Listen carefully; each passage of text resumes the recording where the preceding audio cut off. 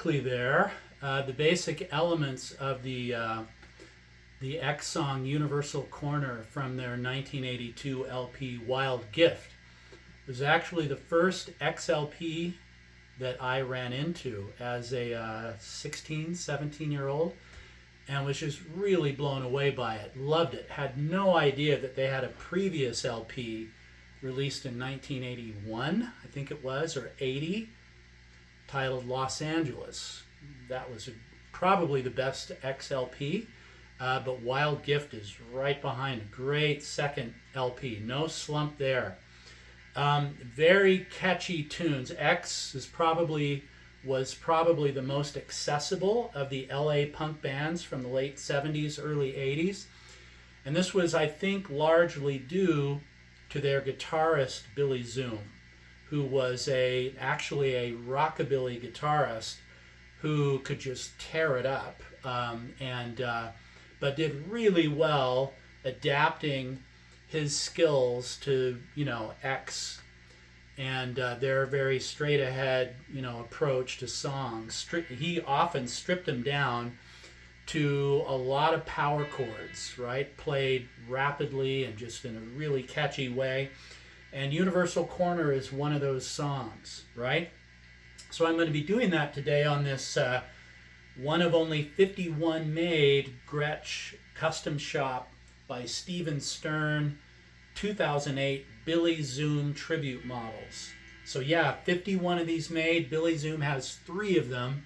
I'm lucky enough now to have my second one. I sold one back in 2010, which was really stupid because these guitars have just shot up in price since then. I had to sell a really cool guitar to get it, but I'm glad that I finally got another one, and I don't think I'm going to let this one go.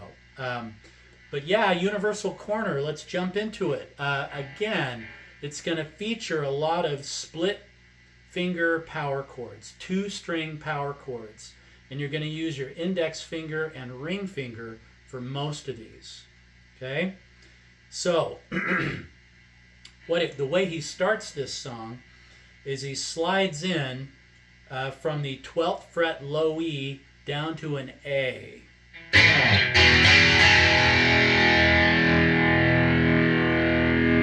So that's kind of the sequence. Okay, the next note is here. Let's see if I can find it. Here we go. I often jump to the wrong one when I'm not playing it in sequence. So here we start the 2-finger power chords for the song. We're at the A string 3rd fret, D string 5th fret. Then we're just going to jump it right here. I mean, isn't that amazing? We're really close by. So here we're at the A string 2nd fret, D string 4th fret. And here we're not playing that low E string. If you do, doesn't sound right, right? Just the A and the D. Now slide that here to the 5 and the 7, same shape on the A and D string.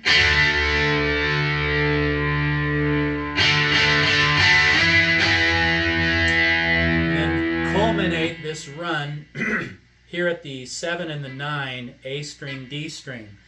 And here he changes his rhythm a little bit, and you can even add now the low E string because it sounds cool. So he does, instead of 1, 2, 3, 4, 5, 6, so.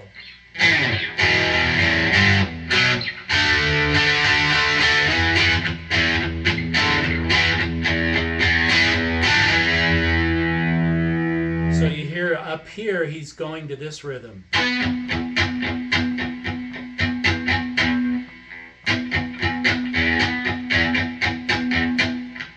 So we go. And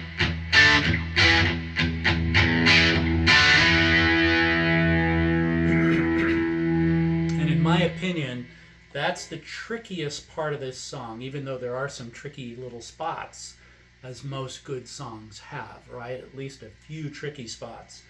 This one is, you need to kind of quickly go from the 7 and 9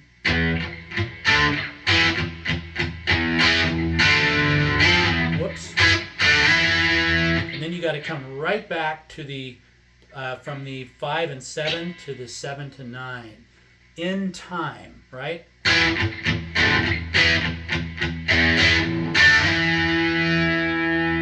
mean, that's a quick, snappy little move there of your hand in the same chord shape.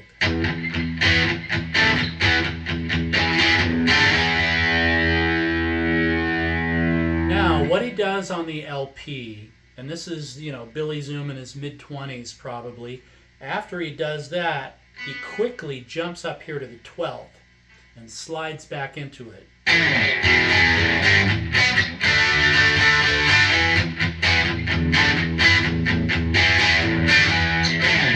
But try that in time, man. That is really hard. Those are some serious twitch muscles there, and I'm on the cusp of 60, and so, that's asking a lot and being really fast and snappy and accurate. So here's what I say. Do this and grab it from the 7th fret, because you're right there anyway.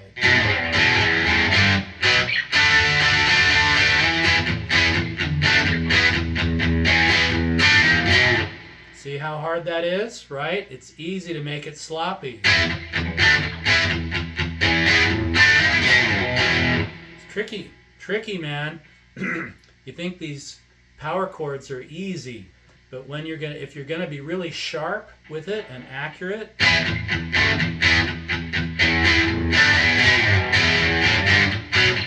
it's asking a lot, right? Now, what I noticed Billy Zoom does lately, and by lately, it's like in the last 15 years, since he had a major, I think a cancer scare that he's since recovered from, thankfully. But, he sits now on stage with X, and I think they might even be done touring. He does something like this.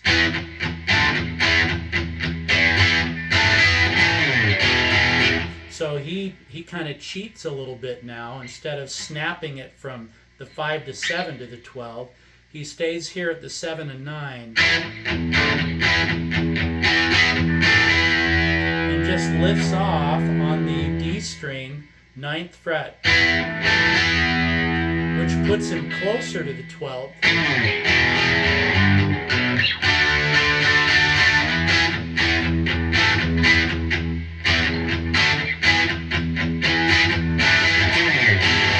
Right? But I don't think it sounds quite as good as going back down to the 5 and 7.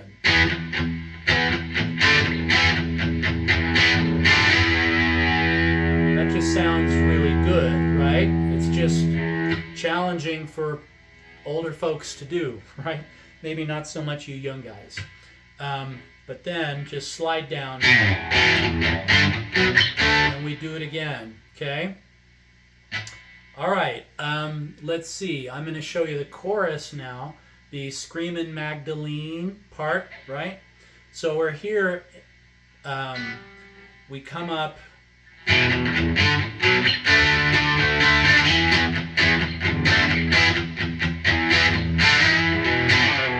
then we go right to an A.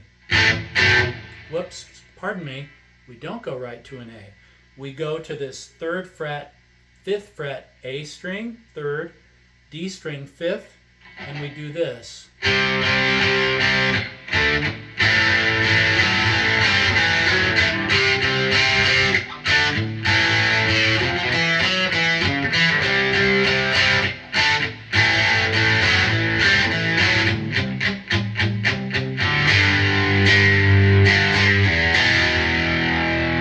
Okay, so what's he doing there? We're here.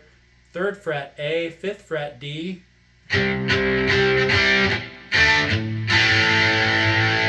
1, 2, 3, 4, 5, 6. Okay, so once you do that, back to the A, he does a little rockabilly ditty here, which is cool on the D string.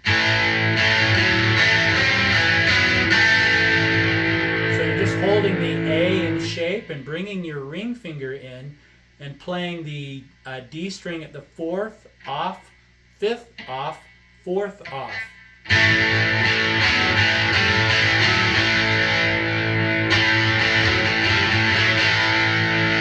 Pretty cool, right? And then he comes back here. Now the second time he does a different little rockabilly ditty. Off of the A open position chord, he comes in on the A string and slides from 2 to 4. Then put your finger back on the A shape, because we're gonna, let's see, I gotta do this in time.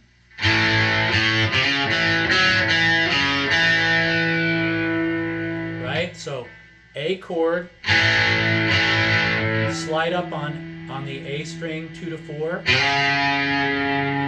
Now put your finger back down, because you're going to play the 2nd fret D, 4th fret D, 2nd fret D, 4th fret A string, open, pardon me, 2nd fret D. So again, that little ditty.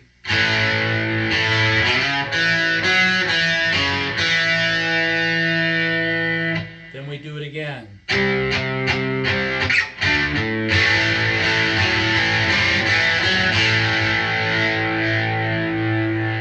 Then we're going to finish it off with this really nifty little, right here, A string, 3rd, D string, 5th, palm mute. And we're just going to do a little lift off, put back on the A string at the 3rd, like this. Then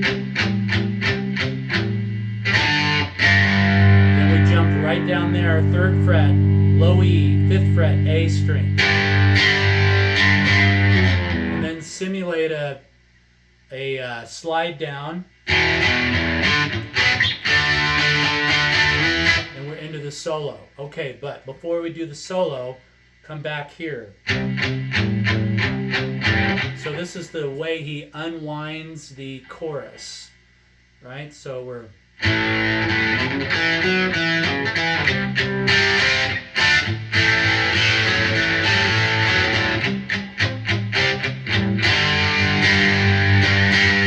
Right? So you're kind of palm muting. Then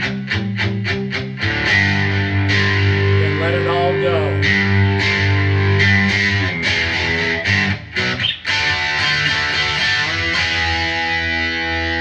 Jump into the solo. So the solo here is at the 8th fret B string, and you're going to bend it to make an equivalent note to the 9th fret B. Right? So what you're going to do is you're going to use your middle finger and bend the B string, and then use your index finger to catch the high E at the 7th. Or actually, you could, I think it's even better to use your ring finger here at the B string and just push it, right? Then use your middle finger to drop in and catch the high E.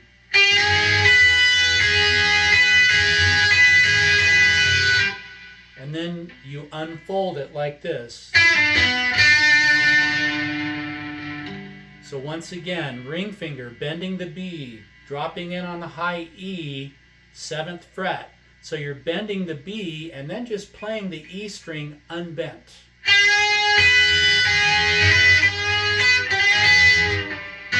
Then we're here at the 9th fret, G string, 7th fret G, 9th fret D, back to the 7th fret G, and down. So the first guitar solo again.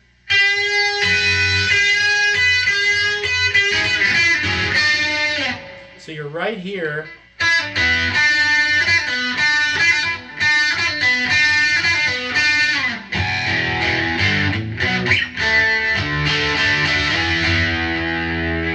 Now, second guitar solo is here. B string, 11th fret, bending it basically to the equivalent of the B string at the 12th, that note. But you're going to bend the B with your ring finger again, and use your pinky. It's noisy. Use your pinky to catch the high E string. And it's a little tricky, but you know, this is what he does.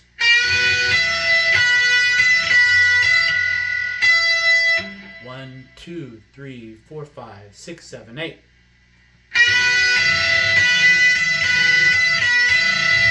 Then he unwinds this one here. So here we're at the B string 10, E string 8, then the G string 9, back to the B string 8, and then back down. So again, he does, you know, the first time through the rhythm is dun dun dun dun dun dun dun dun. So he gradually picks up the pace.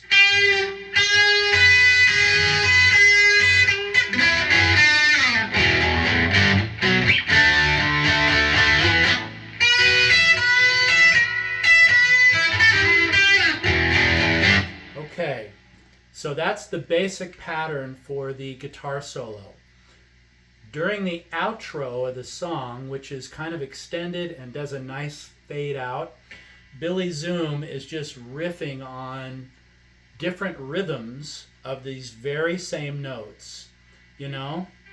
So sometimes he does, you know, the all at the same pace. Sometimes he does the gradually picking up pace. Other times he does it really fast, kind of. And then he goes right back into the.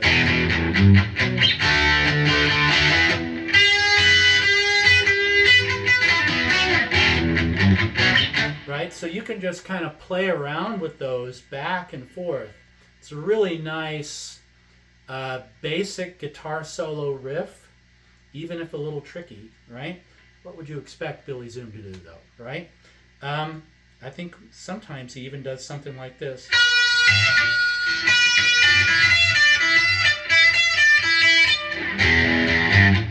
Right, so he's there, he's kind of going from the 12 high E to the 10.